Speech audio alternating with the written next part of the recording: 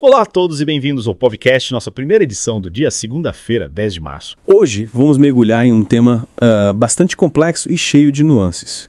A ascensão da extrema-direita na Ucrânia. É isso mesmo. Vamos analisar as raízes históricas desse movimento, como ele se manifesta na Ucrânia moderna e quais as implicações para a sociedade ucraniana. E para começarmos essa jornada, precisamos voltar no tempo, né? Me explica uma coisa, o que podemos dizer sobre as origens do nacionalismo ucraniano e principalmente a sua relação com o nazismo lá no início do século XX? Bom, a história do nacionalismo ucraniano é marcada por diversos eventos e para entendermos essa relação complexa com o nazismo, a gente precisa voltar ao Tratado de Riga em 1921.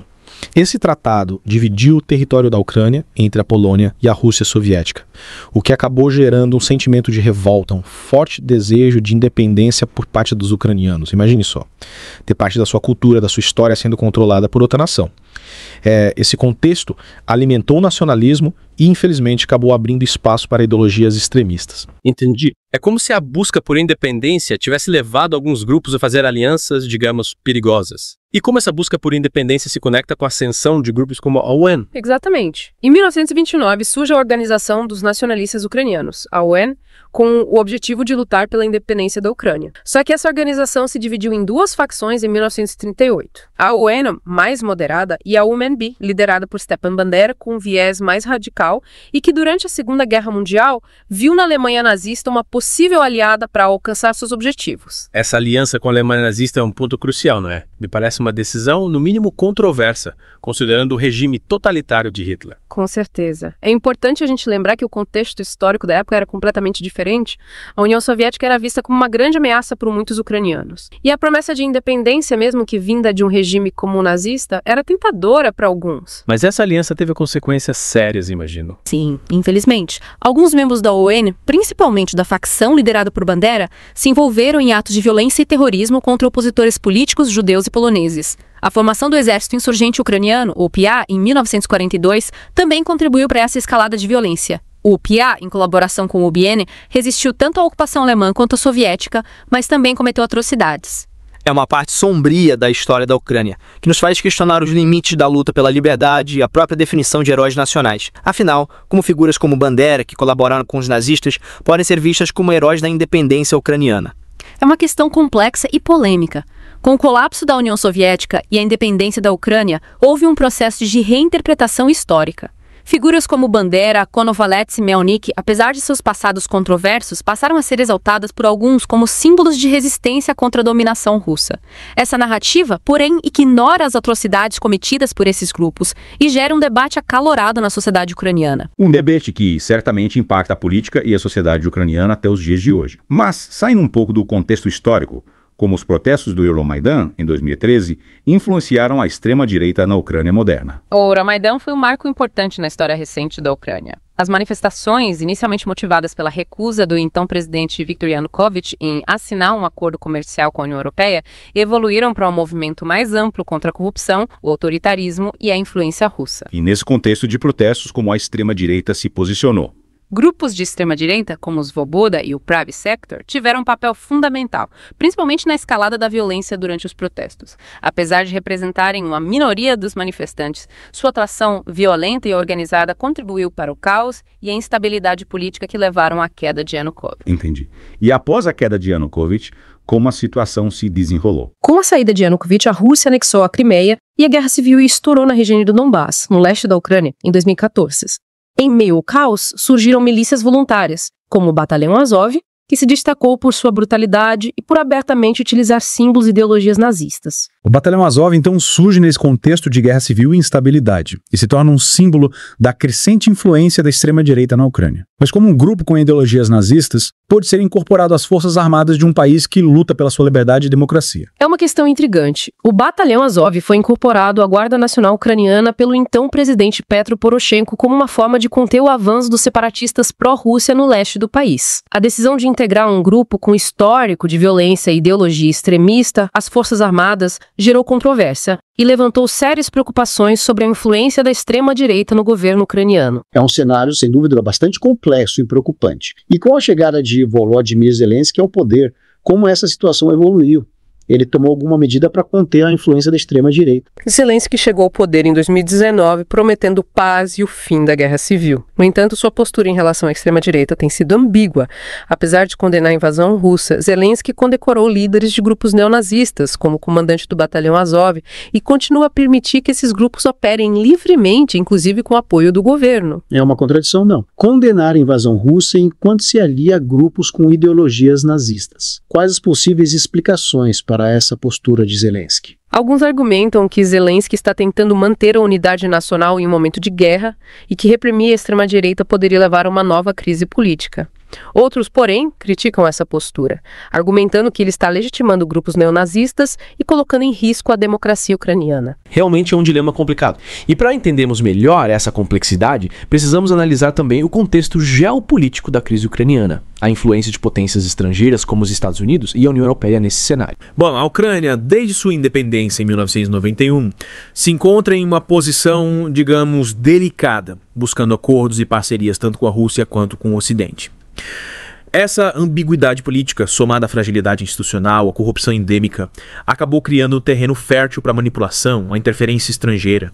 É como se a Ucrânia estivesse no centro de um cabo de guerra geopolítico. E quem são os principais atores puxando esse cabo de guerra? Quais os interesses em jogo? De um lado, temos os Estados Unidos e a União Europeia, buscando expandir sua influência na região e conter o poder da Rússia. A Ucrânia, com sua posição estratégica, seus recursos, é vista como um aliado-chave para o Ocidente. Do outro lado, temos a Rússia, que vê a Ucrânia como parte da sua esfera de influência histórica, estratégica, um elo fundamental com a sua história, a sua cultura. Então podemos dizer que a Ucrânia acabou se tornando um peão nesse jogo de poder entre a Rússia e o Ocidente. Sem dúvida. E essa disputa geopolítica contribuiu para a ascensão da extrema-direita na Ucrânia. A Rússia, por meio de pressões econômicas e políticas, tentou manter a Ucrânia sob sua influência. Já os Estados Unidos e a União Europeia financiaram, apoiaram grupos pró-ocidentais, incluindo alguns de extrema-direita, com o objetivo de afastar a Ucrânia da esfera de influência russa. Ou seja, tanto a Rússia quanto o Ocidente, com suas ações, suas interferências, acabaram contribuindo para o cenário que a gente vê hoje. E quem paga o preço dessa disputa geopolítica? Quem mais sofre com essa disputa é o povo ucraniano. A população se vê dividida, entre o leste e o oeste, entre a Rússia e a Europa. E agora, em meio a uma guerra devastadora. A guerra, infelizmente, serviu para fortalecer ainda mais a extrema-direita, que se apresenta como defensora da nação ucraniana contra, entre aspas, a ameaça russa. Mas essa narrativa nacionalista anti-russa não encobre a verdadeira natureza desses grupos, que são violentos, autoritários e antidemocráticos. Exatamente. O discurso patriótico mascara sua ideologia, que é fascista, é racista, que prega a supremacia étnica, a violência contra minorias. E o mais preocupante é que, em meio à guerra, esses grupos têm ganhado cada vez mais espaço, mais poder. É um paradoxo, não é? Um país que luta pela sua liberdade, pela sua democracia, ao mesmo tempo que tolera a presença de grupos neonazistas em suas forças armadas. Como entender essa contradição? É uma questão complexa. A Ucrânia se encontra em um contexto de guerra e o governo precisa de todas as forças disponíveis para combater a invasão russa. No entanto, a tolerância com o nazismo, isso é inaceitável em qualquer contexto. A Ucrânia precisa encontrar um caminho para a paz, para a reconstrução nacional, sem se tornar refém da extrema-direita ou de potências estrangeiras. É um desafio, sem dúvida, enorme, mas essencial para o futuro da Ucrânia como um país livre, democrático, soberano. E qual é o papel do Ocidente nesse processo? O Ocidente tem a responsabilidade de apoiar a Ucrânia em sua luta pela liberdade, pela democracia, mas precisa fazer isso de forma responsável, sem alimentar a extrema-direita ou ignorar os interesses, digamos, legítimos da Rússia. É um equilíbrio delicado, mas fundamental para evitar uma escalada do conflito e garantir uma paz duradoura na região. A Ucrânia precisa de apoio para reconstruir o seu país, fortalecer suas instituições democráticas e garantir o respeito aos direitos humanos para todos os seus cidadãos, independentemente da sua etnia, da sua ideologia política. Ou seja, a Ucrânia se encontra em uma encruzilhada histórica. E as decisões tomadas agora terão consequências profundas para o futuro do país. Mas, olhando para o cenário global, essa ascensão da extrema-direita na Ucrânia é um caso isolado.